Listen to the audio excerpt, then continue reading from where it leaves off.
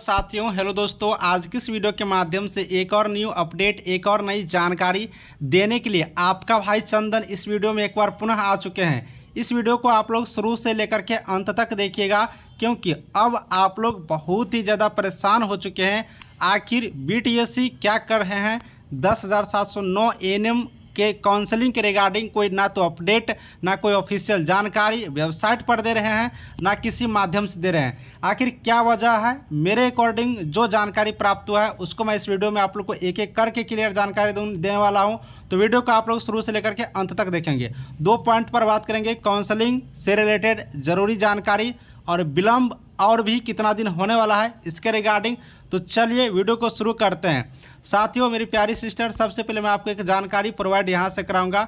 आप लोग को बिल्कुल से परेशान नहीं होना है और थोड़ा सा भी ये नहीं होना है। आप लोग को सबसे पहले मैं आपको ये बताना चाहूँगा कि आप लोग भी बीटीएससी के एक कैंडिडेट है। बीटीएससी में 10,709 एएनएम के लिए जो आप लोग यहाँ पर फॉर्म अप्लाई किए हैं, तो आप लोग भी बीटीएससी का एक कैंडिडेट है। तो सबसे पहले आप लोग भी बीटीएससी से पूछिए कि आखिर काउंसलिंग क्यों नहीं करवा रहे हैं, या काउंसलिंग में कितने दिन और लेट होंगे। क्योंकि अब आप लोग तो सीधे मुझे कमेंट करके पूछते हैं, आप झूठ बोलते हैं, आपको जानकारियां नहीं होती है। तो सबसे पहले मैं आपको भी ये दायित्व दूंगा, क्योंकि ज़रूरी तो आपके ही हैं। तो आप यही सोचते होंगे कि मैं आखिर कैसे पूछूं, मेरे पास मोबाइल नंबर नहीं है।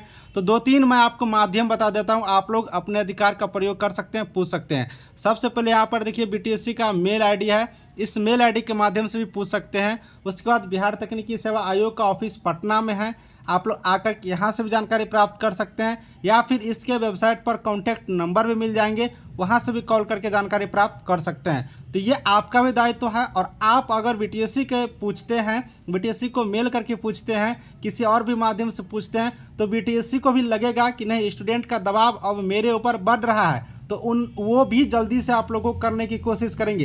तो ये काम सारे कैंडिडेट करिए, यह आपके अधिकार क्षेत्र का है। इसमें कोई ऐसा ये नहीं है कि आप नहीं पूछ सकते हैं या फिर आप जानकारी ले नहीं सकते हैं, ये आप लोग कर सकते हैं। तो आप लोगों के लिए ही बेहतर होगा। अब मेरे अकॉर्डिंग जो मैं बीटीएससी के रिलेटेड से जो मुझे जानकारियाँ यहाँ पर प्राप्त हुई है, तो देखिए, सबसे पहले मैं कई वीडियो में मैं आप लोग को जानकारी देते आ रहा हूँ कि यहाँ पर काउंसलिंग का सारा प्रोसेस हो चुका था। आपने देखे भी थे कि टेंडर निकाल दिया गया था, बेंच, टेबल, प्रिंटिंग, कवर, चाय, पानी, सारा चीज़ का टेंडर निकाल दिया गया था। सारी व्यवस्थाएं हो चुकी थी काउंसलिंग को लेकर के। लेकिन इसी बीच हमारे जो चेयरमैन साहब है, उनका यहाँ से बदली हो जाता है। अब जैसे ही बदली होगा तो उसका जो दायित्व है वो उप सचिव पर ये है। अब जब उप सचिव पर हुआ है, तो वो सारे कुछ को अपने अकॉर्डिंग समझेंगे, बूझेंगे, कहाँ तक क्या प्रोसेस थी, क्या शेड्यूल है, तब तो जाकर के वो अपने हैंडल करेंगे। तो इन्हीं सारी चीज़ों को समझने के लिए थोड़ा सा वक्त लग रहे हैं, इसीलिए थोड़ा सा विलंब हो रहा है। ऐसा नहीं कि मतलब आप लोग के रिलेटेड काम नहीं हो रहे हैं, काम हो रहा है। अब बस यही है कि सारे चीज़ को एक बार रिव्यू किया जा रहा है। अब एक एक करके थोड़ी देखेंगे, सारा चीज़ हुआ है, सारा चीज़ को एक बार की रिव्यू करके देख रहे हैं कि हाँ, कैसे कहाँ पर क्या अरेंजमेंट क्या है। इसीलिए, क्योंकि यहाँ पर काउंसलिंग 32,127 कैंडिडेटों को कराना है। 32,127 लगभग 2 महीने का ये काउंसलिंग होने वाली है। तो ये सेटअप के लिए थोड़ा सा वक्त लगता है। और बिहार तकनीकी सेवा आयोग की सबसे बड़ी वैकेंसी है ये, एएनएम जो है सबसे बड़ी वैकेंसी है। तो इसमें किसी प्रकार की चूक ना हो, किसी प्रकार की गलतियां ना हो, कोई दिक्कतें ना उत्पन्न हो, इसी सारी चीज़ को देखते हुए यहाँ पर ये लोग थोड़ा सा एक एक पॉइंट को कर रहे हैं। तो आप लोग को घबराना नहीं है, ज़्यादा परेशान नहीं होना है, टेंशन ना ले कि होगा कि नहीं होगा, क्या है। देखिए, डिपार्टमेंट कर रहे हैं, थोड़ा टाइम लगता ही है। दूसरी बात, अब ये यहाँ पर बिहार तकनीकी सेवा आयोग है, इसके बारे में मैं तो ज़्यादा नहीं कहूँगा, क्योंकि मैंने देखा हूँ पिछले 4 सालों में बीटीएससी जेई का क्या हाल रहा था। कई वैकेंसीज है जो बहुत दिनों के बाद क्लियर होते हैं। तो अब क्या फाइनली मकसद है वो तो बता नहीं रहे हैं कि मैं आपको बता दूं कि 4 साल, 3 साल, 2 साल या अगले वर्ष आप लोग को हो जाएंगे। जैसे यह जानकारी अपडेट आया है, जैसे मुझे यहाँ पर इन्फॉर्मेशन मिले हैं, वैसे अपडेट हम आप लोग को बता रहा हूँ। लेकिन अब यहाँ पर आप लोग पूछते होंगे कि सर एक कन्फर्म डेट बताइए। पहले आप कन्फर्म डेट बताते थे, ठीक है, जो पिछले चेयरमैन सर थे उसमें कन्फर्म डेट बताना बिल्कुल आसान था, क्योंकि वो जो भी करते थे एक परफेक्ट टाइम, एक परफेक्ट डेट में कर रहे थे। देखिए, मैं आप लोग को 3, 4, 5 आप लोग को बीटीएससी एएनएम के रिगार्डिंग शुरू से ही अपडेट दिए थे। मैंने ही सबसे पहले अपडेट दिया हूँ, इसी चैनल पर वो वीडियो पड़ा हुआ है, सबसे पहले अपडेट दिया हूँ। आप लोग देख लीजिएगा कि अगस्त में आप लोग को वैकेंसी आएंगे। और ये अपडेट मैंने 2 महीना पहले दिया था, 2 महीना पहले ही दे दिया था कि आपको अगस्त में वैकेंसी आएंगे। अगस्त वैकेंसी आ चुका था। मैंने आपको ये भी बताया था कि 50,000 के आसपास फॉर्म अप्लाई हुआ है, जबकि ना तो ऑफिशियल किसी वेबसाइट पर ना ही कोई पेपर में दिया था। और 1 महीना पहले हम दिए थे और 1 महीना बाद पेपर में आया था कि 50,000 के आसपास हुआ है। मैंने ही सबसे पहले आपको ये अपडेट दिया था कि गांधी मैदान में आप लोग को यहाँ पर काउंसलिंग होना संभावित है। आप देख लीजिए, जब टेंडर की नोटिस निकला तो गांधी मैदान लिखा हुआ था। तो देखिए, जो पहले की चेयरमैन सर थे, जो जानकारियाँ थोड़ा बहुत आती थी वो लगभग कहीं ना कहीं सच होता था। अब क्या अपडेट है जो मुझे बताते हैं, मैं आपको बता देता हूं, लेकिन ये कहां तक सही हो रहा है वो जो बता रहे हैं उन्हीं को मालूम होगा, क्योंकि अब डिपार्टमेंट है, हर चीज़ हर व्यक्ति को नहीं बता सकते हैं, कुछ गोपनीय भी होता है, उसे वो लोग को सुरक्षित रखना होता है। तो ये सारी बातें हैं, बाकी डिपेंड करता है, थोड़ा सा आप लोग धैर्य के साथ रहें और आप लोग भी बीटीएससी ऑफिस से कंटिन्यूटी बना करके रखें, मिले रहें, जानकारियाँ प्राप्त करते रहें, क्योंकि आप भी बीटीएससी का एक स्टूडेंट है, आपको भी वहाँ से नौकरी लेनी है। तो ये सारी बातें हैं। अब जैसे कोई अपडेट आएगा बताऊँगा।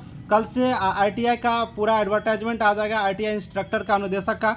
जो कोई कैंडिडेट आईटीआई पास आउट किए होंगे अप्लाई करिएगा। फिर नई नई वैकेंसी आ रही है, तो ये सारी बातें हैं, इन पर अभी लगे हुए हैं। तो हो सकता है कि इन सब वजह से भी थोड़ा सा विलम्ब हो गया होगा।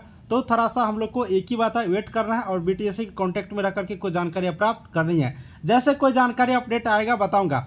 मैं यहाँ पर एक संभावित डेट की अगर आप फिर से मैं बात करना चाहूँगा, तो संभावित डेट अभी कुछ नहीं अनुमान लगाया जा सकता है, क्योंकि देखिए अभी एक आईटीआई का यहाँ पर वैकेंसी आ चुका, उसका ऑनलाइन 25 से होने वाला है, 25 या 23 से शायद, हाँ 23 से ऑनलाइन होने वाला है। वो डेट देख लीजिएगा, याद नहीं आ रही है, तो 23 या 25 से है। फिर उसमें तो ये सारी चीज़ें भी हो सकता है कि ये लोग यहाँ पर हो गए होंगे, तो इनके वजह से भी टाइम लगेगा। अगर इन सारी चीज़ों में लग जाते हैं तो उम्मीद रखिए कि इस महीने होने की संभावना कम ही है, नेक्स्ट मंथ होने की चांसेज बढ़ते हैं, है ना।